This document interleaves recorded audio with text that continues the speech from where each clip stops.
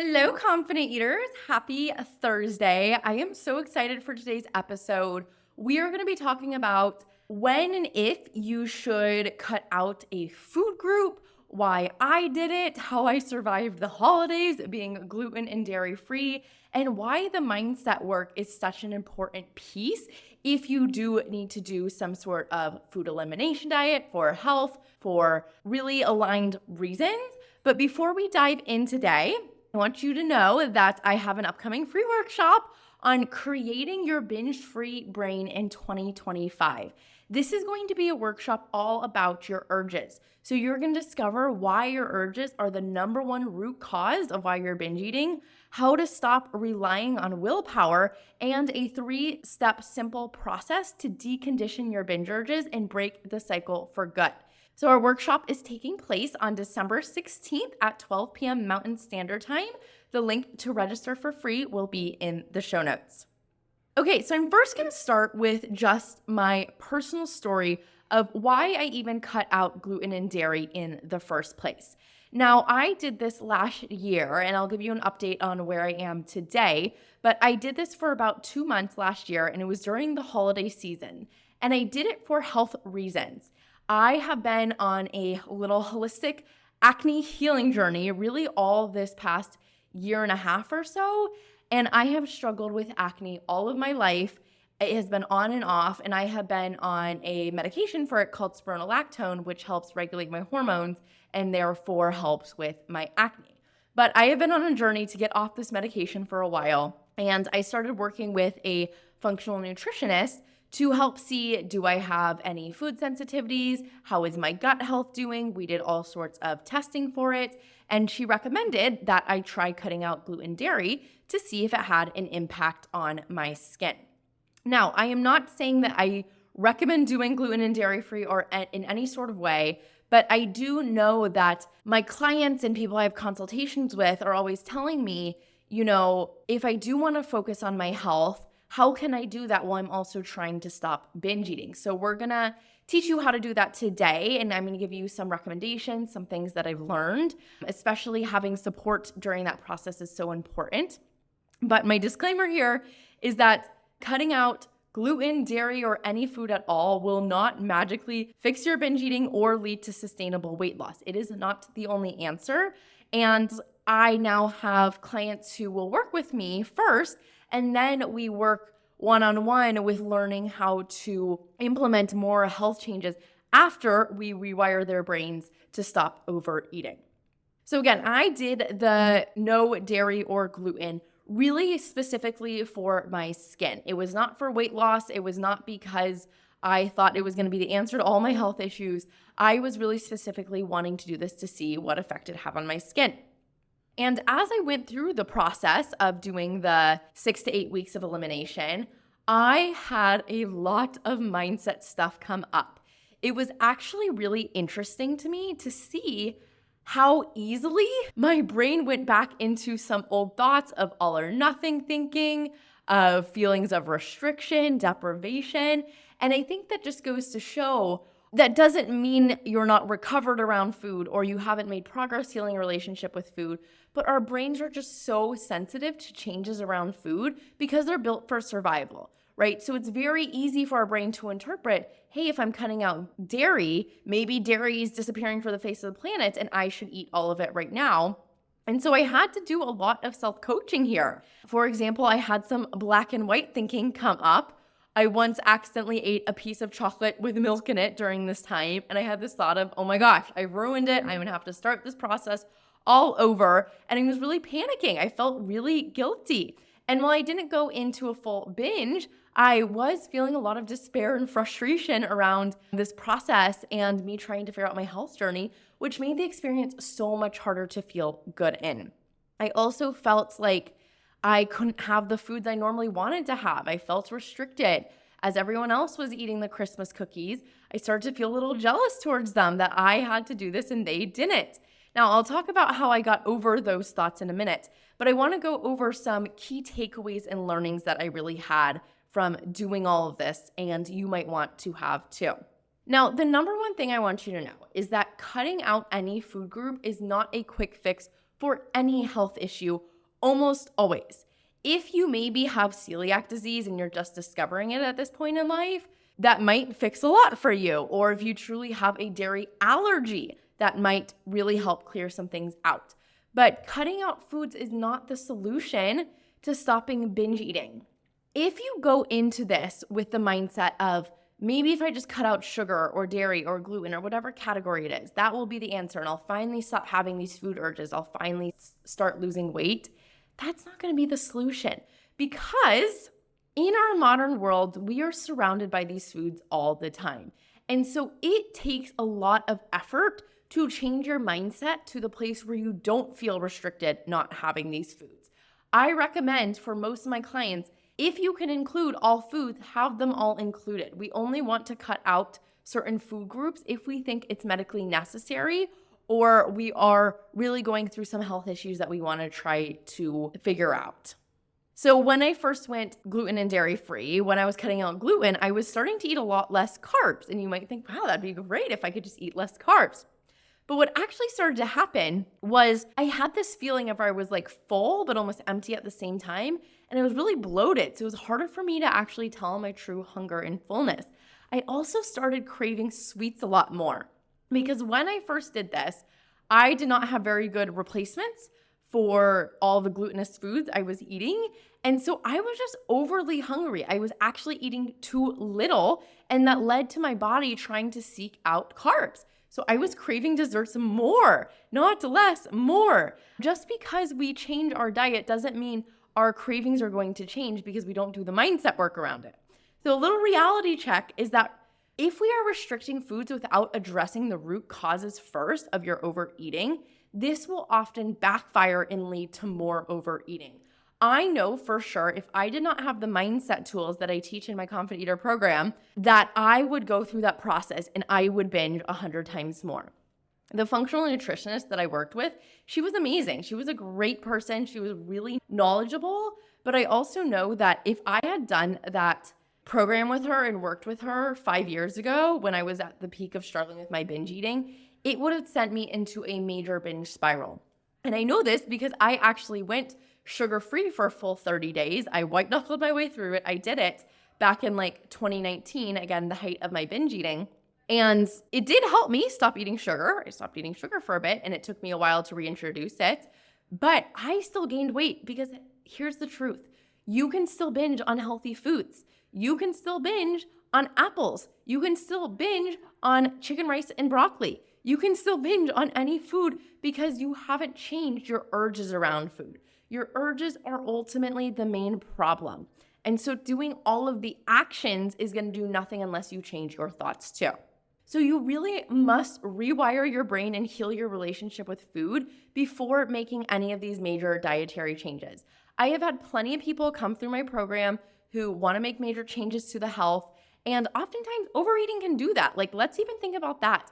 Overeating is one of the most stressful things you can do to your body because your digestive system is having to work 10 times as hard and for 10 times as long to process all that extra food you just gave it. Even if you just gave it extra broccoli, that is taxing to your system.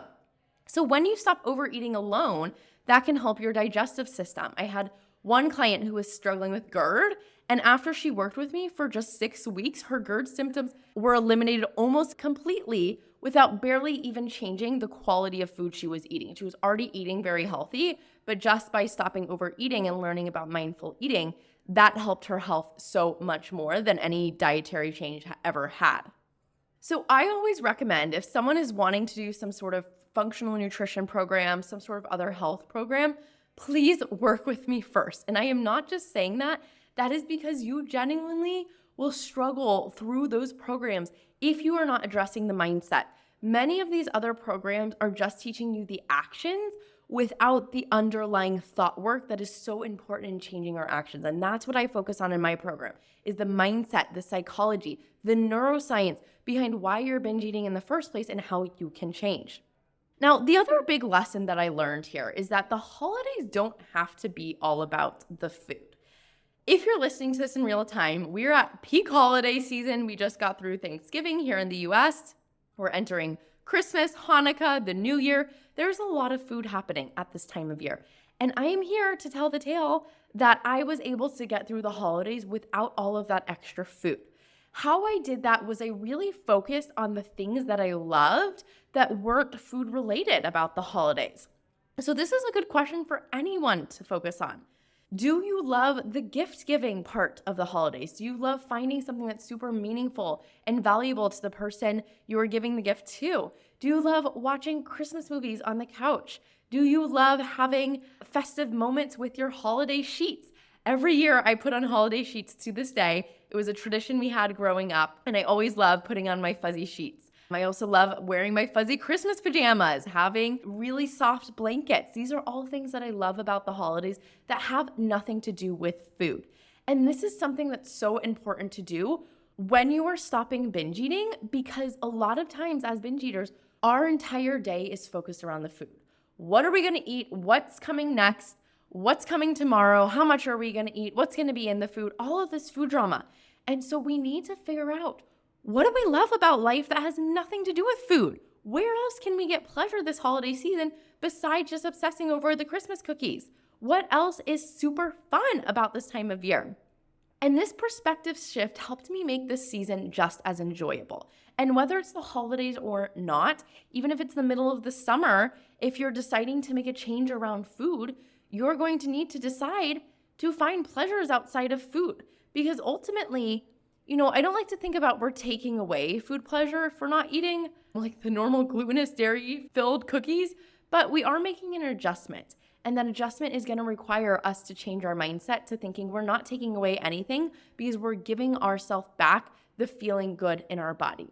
And that's also what I want you to focus on, and what I learned through this process is that you are not missing out on anything if you need to make a change for your health. You are not missing out on pleasure. You are not missing out on joy, because you are gaining feeling good in your body. You're gaining your health back. I was gaining my clear skin back. And I got through the entire holiday season without multiple rounds of cookies and cakes and pies and all the other things. And I did not die from a lack of pleasure. Okay, I survived. I was okay. And in fact, I still enjoyed my holiday season. It was still a great year. I thrived throughout the Christmas season, and I didn't feel deprived, and the same can be true for you too. Now, the final thing that I found really helpful that I learned was that having planned out meals and alternatives make all the difference. So one of the reasons I didn't feel deprived is because I had other options. I wasn't telling myself, no cookies for you this holiday season, no yummy foods. I was telling myself, well, let's find an alternative. Let's learn how to make vegan, gluten-free cookies that are amazing. Let's learn how to bring a holiday dish that wows everyone else that also feels good to me. So if you are someone who has some sort of dietary restriction and you feel like you often binge because you're missing out on the pleasure, I want you to be really good about finding things that do work for you, finding foods that you do enjoy. And when you intentionally plan those things, it removes the stress around, what am I going to eat? What am I going to have? What if there's not cookies that I can eat there? Make your own cookies, bring your own food, bring your own holiday dishes. So after doing all of that last year, I learned a lot, and I'm going to talk a bit about where I am now with my relationship with food and with dairy. So after that bout of gluten-free and dairy-free, I did decide to try to reintroduce some gluten and dairy. And I did find with the gluten, the dairy I've been off and on for. I did stay on a higher dose of my acne medication until recently, where I felt ready to let go of the dairy again. So the past 2 months, I've been pretty much 99% dairy-free. I do have it on occasion because I know that my body is not allergic to it, and so I don't go into all or nothing thinking with it, which I think is really important, remembering if you're not allergic to it, you can still have it in moderation. And it's important to tell yourself when you're having it in moderation that you can have it again if you want to. So the reason I don't feel deprived anymore, and I felt really ready to let go of dairy, is because I'm telling myself I'm choosing to do this. No one is forcing me to be dairy-free. I don't have to do this, but I know that there are consequences from dairy, and so I make the intentional choice to cut it out because that is what I want. So I don't tell myself I have to do this. I'm so restricted. I never get to eat this. because that will make you feel deprived and restricted and make you want to overeat when you have it. Instead, I'm reminding myself, this is my choice, and I feel empowered about my decision because it's something I actually want to do because I like the result of doing it. I am reminding myself that I'm not just doing this for the heck of it, but because I love the way I feel with it. I love having clear skin. I love not breaking out, and so it's worth it for me. But I know at any point in time, I could eat dairy again. It's not something I have to do for life.